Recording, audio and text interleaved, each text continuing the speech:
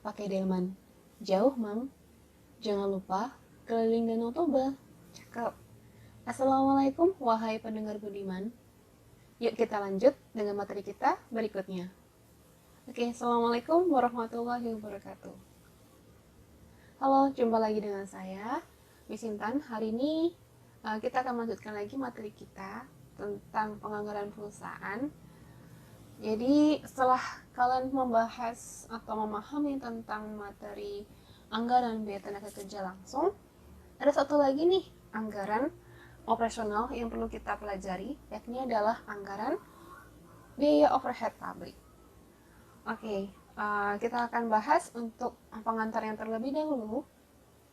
Jadi BOP atau biaya overhead pabrik itu adalah salah satu komponen dari harga pokok produksi. Seperti kalian tahu, komponen lainnya adalah biaya bahan baku dan biaya tenaga kerja langsung. Nah, biaya bahan baku dan biaya tenaga kerja langsung itu terjadi untuk membiayai produksi. Artinya, bila suatu perusahaan tidak melakukan kegiatan produksi, maka biaya bahan baku dan biaya tenaga kerja langsung itu tidak akan terjadi, seperti itu. Jadi, besar kecilnya biaya bahan baku dan biaya tenaga kerja langsung ini bergantung pada tingkat produksinya. Oleh karena itu, BBB ini atau biaya bahan baku ini dan BTKL ini termasuk dalam unsur biaya variabel. Terkait dengan sistem upah tenaga kerja langsung, ada dua pandangan ya. Jadi begini, biaya tenaga kerja langsung itu termasuk biaya variabel bila sistem upah yang digunakan adalah sistem upah per jam atau sistem upah per unit yang ia produksi, seperti itu. Tetapi misalnya sistem upah yang digunakan adalah sistem upah harian atau bulanan, maka biaya tenaga kerja langsung tersebut dianggap sebagai biaya tetap. Kenapa? Karena biaya upah harian, misalnya upah harian kan nantinya dia akan diberikan upah berdasarkan hari dia masuk, tidak berdasarkan jumlah produk yang ia produksi, seperti itu. Oke, selain biaya bahan baku dan biaya tenaga kerja langsung, ada juga nih biaya overhead pabrik. Nah, biaya overhead pabrik itu apa? Biaya overhead pabrik itu adalah biaya pabrik yang terjadi di dalam pabrik selain biaya bahan baku dan biaya tenaga kerja langsung. Contohnya misalnya adalah listrik ya, listrik pabrik. Karena itu bukan bahan baku ya, juga bukan tenaga kerja langsung, maka kita kategorikan sebagai biaya overhead pabrik. Nah, biaya overhead pabrik ini juga bisa dibagi menjadi biaya variabel dan biaya tetap. Oke, kemudian kita bahas ya mengenai jenis-jenis biaya overhead pabriknya. Jadi, terbagi menjadi 3 jenis. Yang pertama adalah biaya variabel, yang kedua biaya tetap, dan yang ketiga adalah biaya semi variabel. Nah, pengertian masing-masing dan contohnya akan saya jelaskan berikut. Yang pertama adalah biaya variabel. Biaya variabel adalah BOP variabel itu adalah biaya overhead pabrik yang dipengaruhi oleh besar kecilnya volume kegiatan produksi. Contohnya misalnya biaya bahan pembantu atau biaya bahan pelengkap ya. Dan juga ada misalnya biaya pernik pabrik seperti itu ya. Contoh misalnya amplas kayak gitu. Itu kan contoh pernik pabrik kayak gitu. Bagi perusahaan yang produksi lemari kayak gitu. Itu adalah salah satu contohnya. Kemudian yang kedua adalah BOP tetap atau biaya overhead pabrik tetap. Artinya adalah biaya overhead pabrik yang besar kecilnya tidak dipengaruhi oleh besar kecilnya volume kegiatan produksi. Contohnya, kalian pernah mendengarkan istilah depresiasi atau penyusutan pabrik, atau bisa kita namakan sebagai penurunan nilai manfaat dari suatu aset tetap yang kita gunakan untuk memproduksi produk seperti itu. Jadi ketika kalian punya mesin di pabrik, nah mesin itu kan perlu disusutkan nilai manfaatnya setiap tahunnya. Biasanya menggunakan metode garis lurus ya kalau kalian sudah belajar di pengantar akuntansi. Nah, jumlah nilai penyusutan tersebut itu tidak akan dipengaruhi oleh besar kecilnya volume kegiatan. Artinya kalau volume kegiatan produksinya sedikit dan ataupun banyak, itu tidak akan berpengaruh pada nilai biaya penyusutan pabrik ini, seperti itu ya. Jadi itu adalah biaya tetap. Kemudian yang terakhir adalah biaya semi variabel. BOP semi variabel itu adalah biaya yang jumlahnya berubah namun tidak sebanding dengan perubahan volume kegiatannya. Jadi karena dia sifatnya semi, artinya dia ada unsur biaya tetapnya dan juga ada unsur biaya variabelnya. Contoh adalah biaya tenaga kerja tak langsung, contoh misalnya mandor, SPV, seperti itu. Kemudian ada biaya pemeliharaan pabrik, kemudian ada biaya listrik pabrik, kemudian yang keempat adalah biaya asuransi pabrik, seperti itu. Jadi itu contohnya adalah untuk yang biaya overhead pabrik yang semi variabel. Terkait bagaimana kita menentukan nilai dari biaya semi variabel ini, berapa yang variabel, berapa yang tetap, itu ada di pembahasan mengenai metode pemisahan biaya ya. Di buku Nahvarin juga ada dibahas di bab ke-15. Nantinya jika kita punya kesempatan kita akan pelajarinya. Oke, itu adalah jenis-jenis dari biaya overhead pabrik. Nah, kemudian kita akan masuk untuk kasus penyusunan anggaran biaya overhead pabrik pembahasannya. Masih dengan kasus yang sama atau kasus yang dekat yang sama, ini adalah perusahaan kecap asli.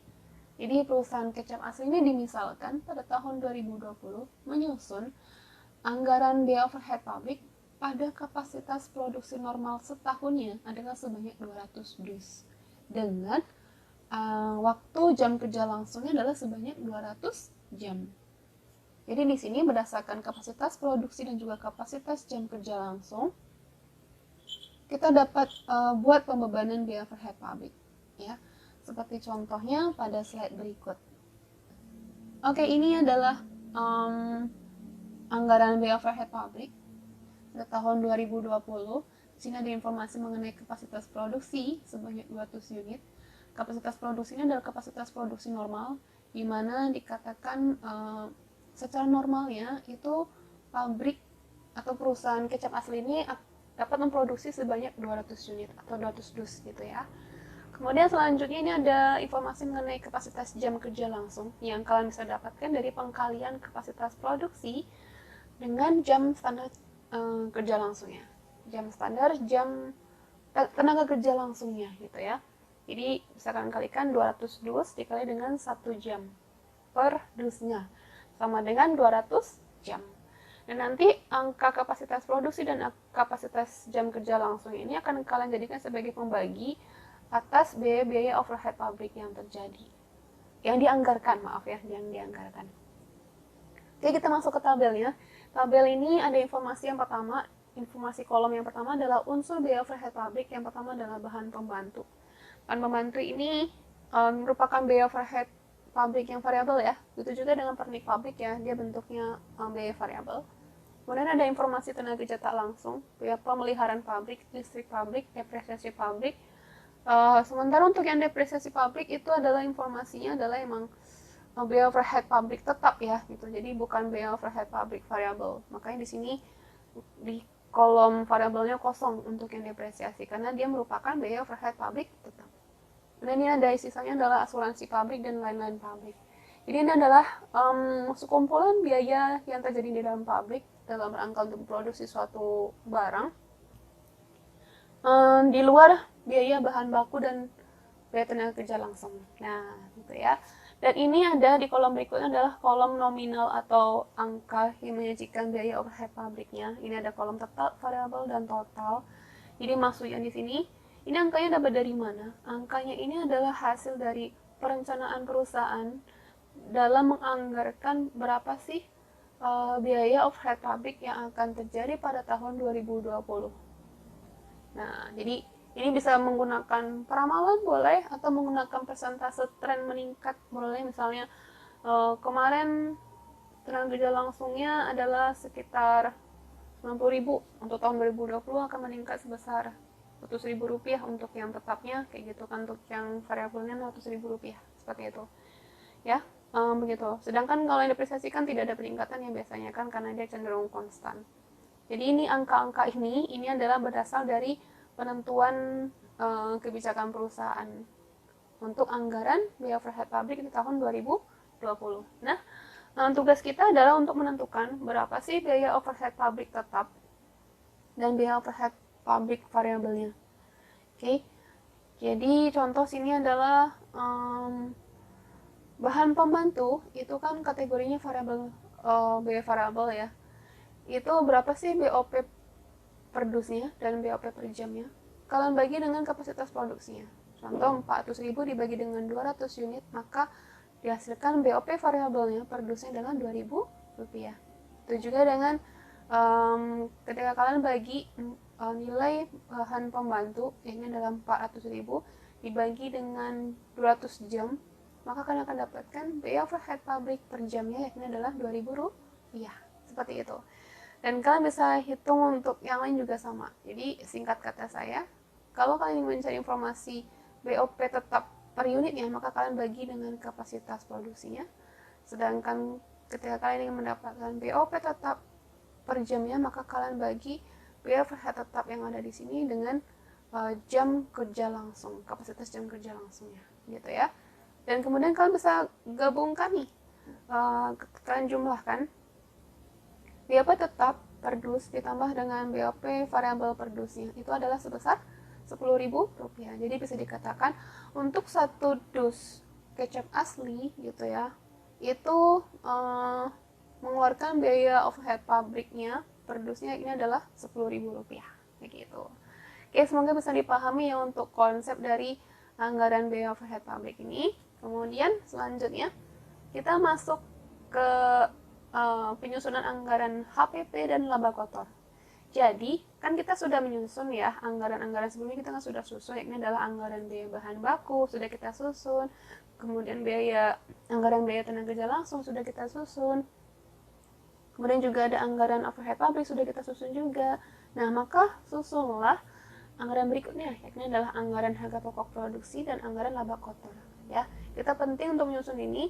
Kenapa? Dengan kita menyusun anggaran HPP, maka kita akan dapatkan perkiraan total biaya yang dibutuhkan untuk memproduksi satu dusnya, begitu. Jadi kita bisa untuk memperkirakan harga jual untuk satu dusnya itu berapa, biasanya seperti itu. Nah, oke, kita masuk ke anggaran HPP terlebih dahulu. Jadi di sini anggaran HPP ini ada informasi ya tentang unsur HPP-nya, kan ada 3 unsur HPP, BBB, BTKL, dan BOP.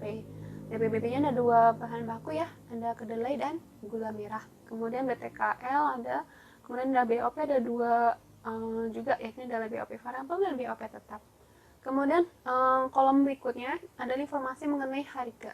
Harga di sini disajikan dalam rupiah dan satuan. Contoh kedelai itu untuk satu satuan kilonya itu adalah Rp10.000. Dan gula merah 1 kilonya adalah Rp6.000. Itu juga dengan BTKL dan BOP variabel dan BOP tetap ya. Untuk satuannya adalah jam dan ini adalah harga persatuannya. Oke, kemudian di sebelahnya itu adalah kolom mengenai produk. Kecap sedang, manis, dan kecap asin. Masing-masing produk ini kalian akan sajikan kebutuhan dalam satuannya. Ya, jadi satuannya kan dus ya di sini ya. Maksud saya adalah satuan di sini adalah kilo gini, kilo dan jam ini. Namun untuk produksi kecap sedang itu kan kita unitnya adalah per dus ya, harga pokok standar per dusnya. Itu kita pertama hitung dulu dari kebutuhan dalam satuannya, yakni untuk kedelai itu ada 2 kilo, gula merah juga 2 kilo untuk kecap sedang ya. Nah, dikalikan dengan harga persatuannya, maka kalian akan dapatkan biaya bahan baku kedelai untuk kecap sedang, satu dus kecap sedang itu adalah Rp20.000, dan biaya bahan baku gula merah untuk satu dus kecap sedang adalah sebesar Rp12.000 gitu ya. Itu adalah harga pokokan penuh. Kemudian di sini juga sama, yang variabel juga sama. Oke. BTKL untuk memproduksi satu dus kecap itu 1 jam ya. Jadi per jamnya di tarif upahnya adalah Rp5.000. Maka kalian kalikan saja. Kemudian BOP. BOP ini sudah diketahui tadi dari anggaran sebelumnya ya, BOP ya. Oke. Kemudian bedanya pengharga pokokan penuh dan pengharga pokokan variabel itu adalah di bagian sini. Jadi di pengharga pokokan variabel kita tidak mencantumkan biaya BOP tetapnya ya. Jadi BOP tetapnya kita keluarkan. Seperti itu. Itu adalah itu aja sih sebenarnya. Oke, kemudian kita jumlahkan biaya bahan baku, BTKL, dan BOP-nya. Kita jumlahkan 32.000 tambah 5.000 tambah 10.000 yakni adalah Rp47.000. Nah, itu aja untuk perhitungan kecap sedang. Jadi, dapat saya simpulkan bahwa harga pokok standar per satu dus kecap sedang adalah sebesar Rp47.000. Satu dus kecap manis adalah Rp43.000. Satu dus kecap asin adalah Rp41.000, begitu ya. Oke, kemudian selanjutnya kita akan susun anggaran laba kotor. Jadi kita sudah tahu nih anggaran HPP-nya berapa, anggaran penjualannya berapa. Kita sudah ngitung ya penjualannya di chapter sebelumnya ya, di pertemuan keempat kita sudah membahas tentang anggaran penjualan. Jadi ini adalah informasi anggaran penjualan yang sudah kita susun di chapter keempat gitu. Jadi kita gunakan di sini untuk kita bandingkan dengan anggaran HPP. Jadi ini ada anggaran penjualan. Seperti kalian ingat, penjualan ini kan untuk perusahaan kecap asli itu kan ada 2 daerah, Pekanbaru dan Kampar, dan ini masing-masing penjualan yang dianggarkan ya, ada per masing-masing produknya juga, dan ada nilai rupiahnya juga. Nah ini hasil penjumlahannya. Jadi kecap sedang akan dijual sebanyak 92, kecap manis 54, dan kecap asin 36, dan ini adalah pengkalian rupiahnya ya. Oh ya, kalau kalian masih ingat ini kan harga per satu dus di Pekanbaru dan Kampar berbeda ya, makanya saya buat kolom seperti ini. Jadi yang di sini dikalikan dengan dengan harga yang berbeda ya. Jadi Pekanbaru dan Kampar ini. Nah, kemudian di sini dapat saya sajikan bahwa jumlah anggaran penjualan tahun 2020 adalah sebesar Rp10.340.000. Nah, kemudian kalian buat perbandingan dengan anggaran HPP di sini. Jadi kecap sedang itu kan per satu dusnya itu kan 47.000. Nah, kalian kalikan dengan total anggaran penjualannya 92 kali 47.000 sama dengan 4.324.000 ya.